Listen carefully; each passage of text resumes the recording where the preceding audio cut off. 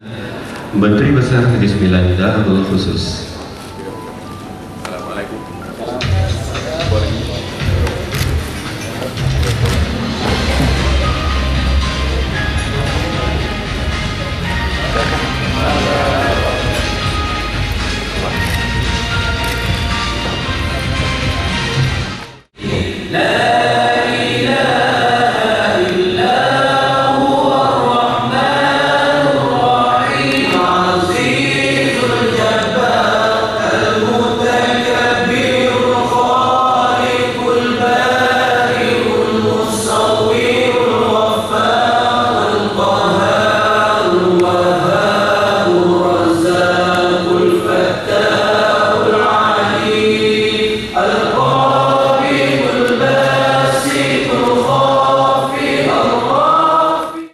Kami.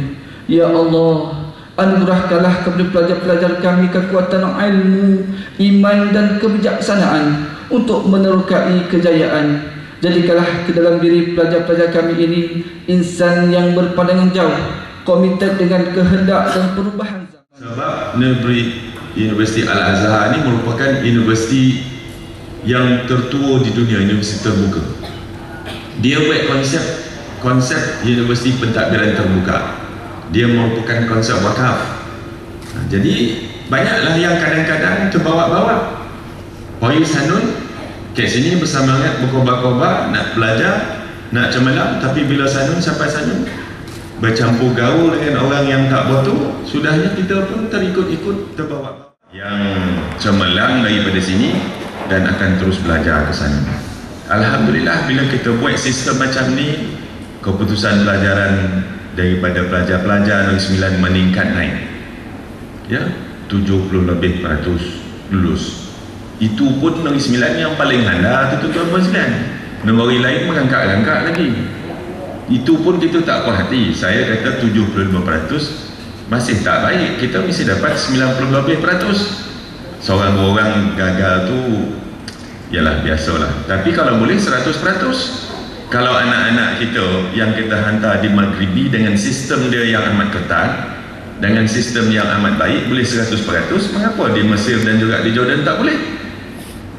Jadi saya nak nasihatkanlah saudara-saudara sekalian, Negeri Sembilan satu-satunya negeri yang buat 1 bulan khusus kat sini sebelum. Klinik satu Malaysia, tuan-tuan, dia tak ada doktor, dia ada pegawai perubatan saja, pegawai perubatan. Tapi klinik wakaf kita ada doktor dia, ada nurse dia, macam-macam.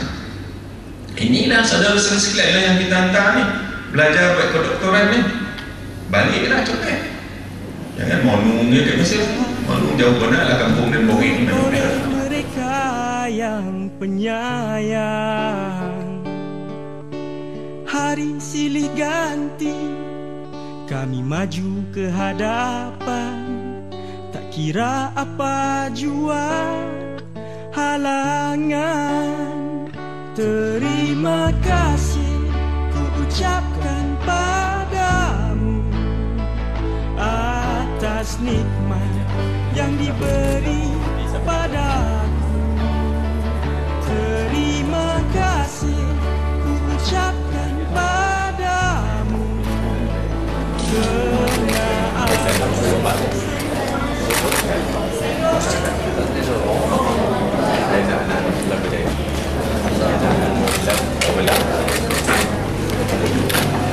Semua boleh buat lah. Pulang pada kita je. Selamat maju. Doakan saya. Assalamualaikum.